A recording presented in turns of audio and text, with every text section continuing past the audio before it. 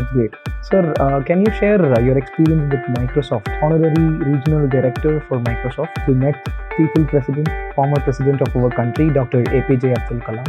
Artificial intelligence impacts in today's world. Please learn ChatGPT, Google Gemini. Today, we have our esteemed guest, Mr. Venkatarangan Thirumalai, who is an author, generative AI keynote speaker, and an industry expert. And we are very much privileged to have him for today's session. Vanakkam, sir. Vanakkam. I think you prioritized building trust for the business. I hope I also learned from that in your book that nowadays building trust is the base for any business. Correct. See, you got in a correct word, trust. Even today, they created a WhatsApp group for the former Vishwakans, if they can say. Probably 400, 500 people would have been in Vishwak over the 20, 25 years. Not many of them, about 100 are there in the WhatsApp group, but some of them maybe 100 of them I had to fire during the US recession 2008 when things got tough. We were 200 plus people. One of our largest customer overnight cancelled our $1 million order and all that. Went through a very tough time. That's a different story. I went transparently to all of them and said, and I gave them 2 months severance package when I had to give them legally only 1 month thing. But I said, these guys are not going to get a job in this tough market. This is 2008 recession. You throw a stone, like they say, it'll hit on a software web engineer those days. And I know they are not going to get a job outside. So I paid too. When I had a debt in my bank, this was going to be further debt. I had no ideas how will I ever repay that loan. But I know these guys are going to suffer more than me. So that's what I did. So coming back to this WhatsApp group, still they are in touch. So I post anything, they at least like it and in the group. So that means there is still a relationship. There is a trust. Some of them call me and said, Venkat, I'm going to do this. Is this a good career path for me? So there is no animosity. They don't see me as the villain who fired them on that day. They understand why it happened. That's great. Sir, can you share your experience with Microsoft? Because you worked as Honorary Regional Director for Microsoft. Can you share a few things about it? And what is the key takeaway from Microsoft that you had? Okay, I'll answer that in 2 ways. One, it's not, I never worked for Microsoft, though I had a very long association with them for almost 30 years and it continues. I'm still a Microsoft Regional Director. They renew that program. It's an honorary title. They don't pay me. I get access to their software, access to their senior leadership and all that. But I've never been their employee. I've been a partner. Like I said, my company worked as their vendor for 20, 25 years across various geographies. So I've seen them in very close quarters. So this program, coming to the RD, Regional Director program, was started about 30 years back when the responsibility for RDs was to conduct the local developer community events. So I was talking in the South India, say even in Colombo, Singapore and all that about Microsoft developer products as a third-party evangelist about their products, because their whole team in Microsoft those days probably was few hundreds. Today they are about 2-3 lakhs in India. So the developer community program, they wanted somebody to represent them and talk. So that's how the program came. And the reason that's probably something I think that may be useful for the students is when they approached me to give a talk. I was talking about the visual interdev and all that. I was consulting for this Chennai online company. We were the early people to use Microsoft Web Technologies, Windows Server and all that. So I was there in one Microsoft event in Chennai, and there was this gentleman, Mr. Daniel Ingit Raj. He'd spoken about ASPs, launching that product and all that, and we were using that already. So I was asking him a question, and he said, oh, somebody is using it even in these early stages. And he said, why don't you talk about this visual interdev product which we are launching? And I did the talk. Hopefully I did well. So they approached me and said, you become an RD. I said, fine. What do you do? What do I have to do? Nothing. You just talk on events. So I love talking, just like you can see now. So I delivered that talk, and over the years I've delivered talks for them across the world. That gave me the exposure to various Microsoft senior leadership people, which led to me getting the MSN opportunity. If I'm sitting in Chennai in my house and writing Easy Pass and all that, nobody in Microsoft India and Delhi would know about me. So this was not the days when you had Facebook, LinkedIn, Instagram, where you can do reels and all that. People have to physically see you.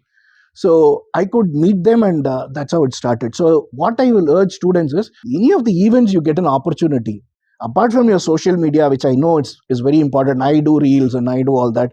It's an important part, but when you get an opportunity, whatever is your line of business, if it is chartered accountancy, those people, any programs, go take few times and interact with the speakers. You don't know what magic will happen serendipitously once. Ask some intelligent questions. Don't ask cliche questions to impress the speaker, and don't answer or read your book as a question. That's not good. Again, ask a genuine question. People are really, as a speaker on stage, I do want to get good questions from people. I really love it. So use that opportunity to interact with people. You don't know which door will get magically opened when. So there are so many instances I can quote, but I'll stop with this. I came to know that you met people president, former president of our country, Dr. APJ Abdul Kalam. Can you share a few insights about that experience? For what purpose you are associated with Dr. APJ Abdul Kalam, and can you share one a good quality or one memorable experience that you had with our people president? That is too memorable. I think any interaction with him could be memorable for everyone. I'll start with this. I'm very proud to say I'm associated with the family foundation, the House of Kalam, Dr. APJ Abdul Kalam International Foundation, as one of their advisors. So that I consider it to be a very proud about that. And they do a lot of work on taking science to masses and environment and agriculture, whatever Dr. Kalam's vision. So the connection for me came through a very simple way. It's not that I impressed Kalam over any rocket science. The pun intended there is just his grandson, Dr. Markair, is Dr. Kalam's elder brother. His grandson worked for me as a project manager in my firm for many years. So once he asked, do you want to meet Dr. Kalam? This is just after he completed his presidency term. Why not? It's a great honor to meet him. He said, oh, my brother is going to be there, sir. You go meet him. I'll do. So I went there to Akbar Street, Delhi. It was like a pilgrimage to go and meet him. And I gave our Lifco dictionary, and then he was talking to me next several minutes. One thing that really touched me, should be in around 2010.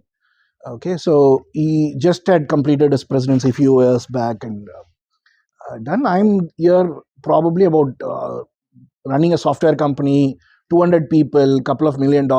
That's it. He has met Tatas of the world, Bill Gates of the world, and all that. I'm nobody to him. So I just thought he will give 10, 20 seconds to meet, probably a photograph, and we'll be done. He said, sit down, and he was talking about books he liked, and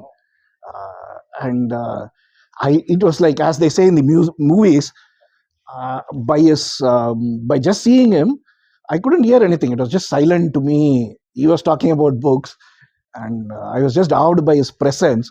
I kept quiet, and after a few minutes, he said, his grandson's name who worked for me, his name is Sheikh. How is Sheikh? That's when I came back and said, sir, he's very good. He's doing... No, don't tell me all that he's good and all that. You push him. And you ensure he does, and he learns a lot. He has to read. You as boss, that was like Dr. Kalam saying you as boss was very fascinating, very, very, very thrilling to me. He said, push Sheikh to read. Don't let him not read. And he said, our whole family is known for dedication and sincerity. That man vouching his grandson will be sincere, dedicated. You don't need to tell me any of that. I was so thrilled. Wow, that is the humility. And two things. One, he valued me. He didn't see me as somebody coming, one of the small persons coming and meeting him. And the love for his family and his grandson, the affection he had for them, that he should do well. I could see that. That is one occasion. Second is when he came to our office function. Sheikh invited him and all that. That was very big experience. Third is when many years later, this was about a year before he passed away, Sheikh once said, sir, Tata is coming to governor's house. Why don't you come with your family? So we waited and met him. My son was probably 10, 12 years, came with me. He spoke to myself, my wife, my sister, 2 minutes and done. This was late night. Sheikh said, after everybody's VIPs have gone, we can meet. And he left all of us and came to my son, come sit down. Next 20-30 minutes, Dr. Kalam was speaking to my son. He was 10-12 years at that time. What they spoke, we don't know. They were like friends to each other, and he went down to his level. Who's your teacher? What is your favorite subject? What are you learning? He was learning from my son what is the current students learning. That curiosity was amazing. Here is this man who has done everything. That is what was very fascinating to me. Here, this great man is able to talk to children and understand the world from them. That is why he's loved by people. There are more instances, but we will. I would say you had a lot of memorable incidents with Kalam, sir. That's truly inspiring. Thank you for sharing that. When it comes to the present day context, what do you think artificial intelligence impacts in today's world? Because at one point of time, technology is everything where students or the professionals have to use it as a tool, supporting tool to enhance their career. But now technology has reached a stage where it can replace a human. So how do you see that as a challenge in this world? Every time, from a higher philosophical level, every time when we humans add a new technology, our first reaction is to be fearful about it. I don't know the rest of the history, but I've lived through internet, mobile. So that's what people had said it's going to change. It has changed. I think it has changed both positively. There has been some negative impact also. So AI is also going to have that kind of impact. It's already having that impact. And AI is not new. Just ChatGPTs and OpenAIs of the world would like to believe AI started only 3 years before. But it's been from 1956 Dartmouth days, John McAfee's days, artificial intelligence, when the term was coined, it's there. And it's impacted our life already. 20 years, our Gmail spam filtering is a form of AI. Our bank transaction credit card fraud detection is AI. Netflix recommending a movie for last 10-12 years, even before we start watching a movie, is AI. We doing Google Maps, there is a bit of machine learning for it for the last 15 plus years. AI has been around for many years. What has happened in the last 3 years is the Google's famous 2019 paper on Transformers, attention is all you need. And then the OpenAI ChatGPT taking it to the next level, where AI can understand us, understand within quotes, and able to respond to us in a human fashion through a chatbot. This is what is there. It's got its uses. I use it to edit this book, to make it better, to help it to critique me on improving the book, doing a bit of research and all that. So it's so useful. Everybody is using AI today. It can be a great learning tool also. But to say that it's going to take over the world, humanity is at risk and all that, I'm not a Nobel Prize winning scientist. I can't see beyond those levels. But the immediate future, I don't see any threat like that. I think we should more focus on, leave that to the scientists. We can't do anything about it. So let's leave it to the best of the brains to solve humanity at risk and all that existential problems to those best guys and people. So, but coming back at the same time, I won't discount AI also. I do help enterprise on how they can help use AI to the maximum efficiency. So the truth is, I think in between, we have to learn to effectively use AI in whatever way life we do, and to enhance our productivity. We don't do it, our competition is going to do it. That's how I'll do it. Since we are talking to students, I'll give an example. We take a lot of interns in one of the startups I work on. So there was this engineering college I was talking to a few, doing a video call interview to interns. And I asked him, what is the textbook you're reading for operating system? Is it still Tenenbaum? Because that's like Bible, Quran, Veda to all engineers on computer science. And do you read Professor Balaguru Swami for microprocessor and all that? He said, no, I haven't even heard those names.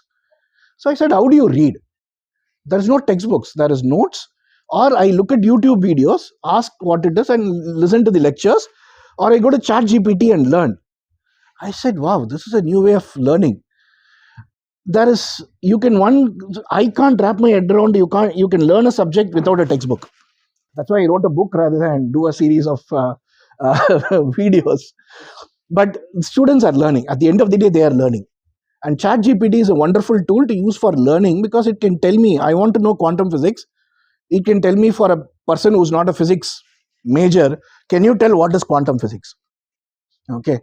And I can learn. There are a lot of interesting stuff. We'll all have our interest to learn. That's very good. But to take it as truth, That's a problem. So even in businesses, I think you have to find out ways in which AI can really help you.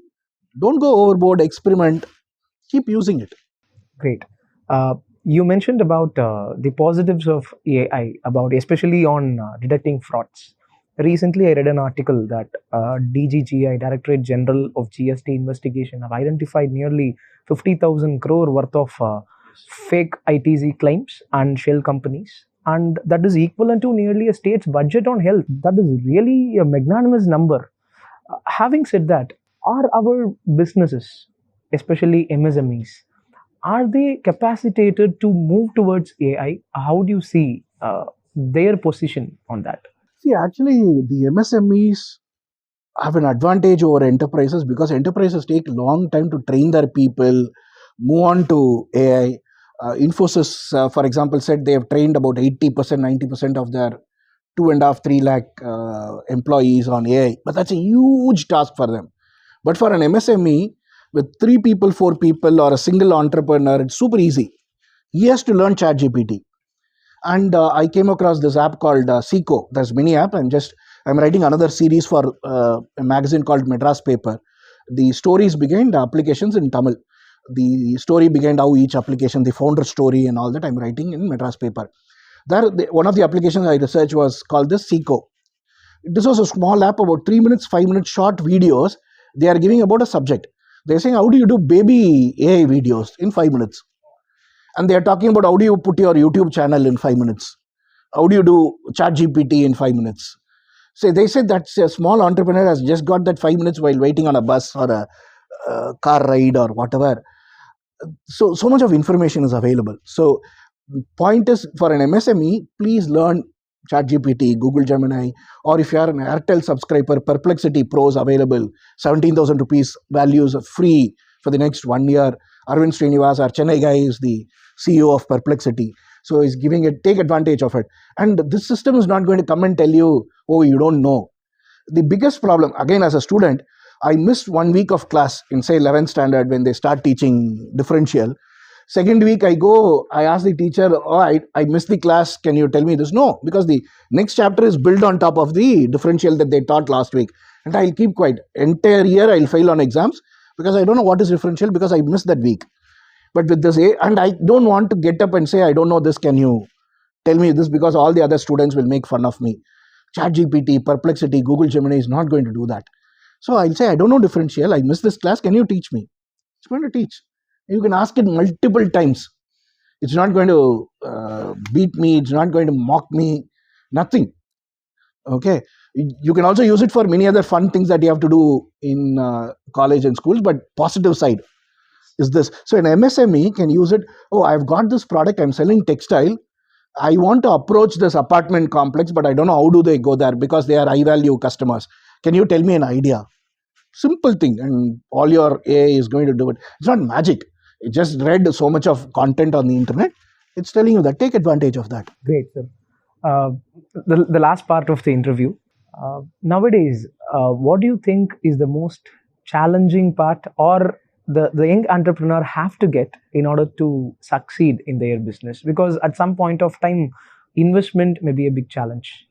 But now we have a lot of anchor investors, and now the money is not a big challenge, to in my perspective. Now, what do you think is the first and foremost priority for a person who is thinking to start a business? See, there is one model that the venture capitalist model, Silicon Valley model has been thought. Nothing wrong about it. There are so many companies which are there, from the Perplexity onto our ChargeBees of the world, Freshdesk of the world, who have done great things. They are all succeeded in that model. But remember, that is just one model. When I say it's a model, it is not universal truth. There can be other models. Something works for me. Like I said, for 20 years of my business, I never had partners. It kind of worked for me, but that's because who I am. Maybe it took me 20 years to be ready to have a partner. I got an investor after 20 years. After going through this US recession that I talked about and all that, I had to mature myself as an individual before I could. So this company, the US company, invested, and I worked with them for 5 years. We could grow it. There's a lot of advantage, but then I had to grow to that level. So that is just one model. So I've seen a lot of youngsters, when they come up with a startup idea, They already are saying this is the only way. I got to pitch to a VC, I got to pitch to a seed investor. What is my idea? What is my team? What is the ROI? There is this. They already have this templates, beautiful Excel and PowerPoint templates. They try to fit in their formula, their dream onto that template. Need not be. Okay, if you can, well and good. But that's just one model. What I look for when I invest in a company is the authenticity, the passion from the entrepreneur. You can't fake it. If you fake it, we can see it. At least that's the experience of 30 years being in the industry. There are more senior people than me. They can see through you clearly. Don't fake. If you're not interested in movies, please don't develop a application or a site or a product around movies. Okay, the passion won't be coming across to you. So it will be something that you are passionate about, something that you can spend days and nights about. You and your co-founders, if you want. Nothing wrong without having a co-founder. Also, I'll tell you, not many businesses need a co-founder. Having a co-founder is well and good. If you're going to raise $1 million, nobody is going to fund a single entrepreneur. What if the bus hits you is the classic question that you'll be getting. But then it has to make sense for the business that you are doing, and go and experiment. Don't sit in Excel sheets and PowerPoints. And if you are trying to sell tea, sell it to 5 people and get authentic feedback they like your tea. Don't say if you give me $1 million, I'll set up. If you're giving me $1 million, I can set up so many things. Okay, so that's not how business works. So talk to the people who are actually using it, getting the feedback and then incorporating it. You are passionate, you incorporate feedback, you have just sold 5 teas to people. That's going to talk more than your PowerPoints and your Excels. If an investor genuinely likes your idea, your Excel is bad, they are going to tell you, prepare Excel and come back tomorrow. I would say this is really a better advice for the student or an young person who is willing to start his business venture. I suggest the viewers, because whatever you heard, you listened from your esteemed guest like Venkatarangan Thirumalai sir, I would like to suggest to go through his book, The Founder Catalyst, and a Tamil book, Nutpam. And I have both the books here. This is the Tamil book, Nutpam. This is the English book, The Founder Catalyst. You can get both on Amazon. So I would like to thank Venkatarangan Thirumalai sir for spending his valuable time in order to guide, inspire, share his experience to our students. Thank you so much, sir. Thank you.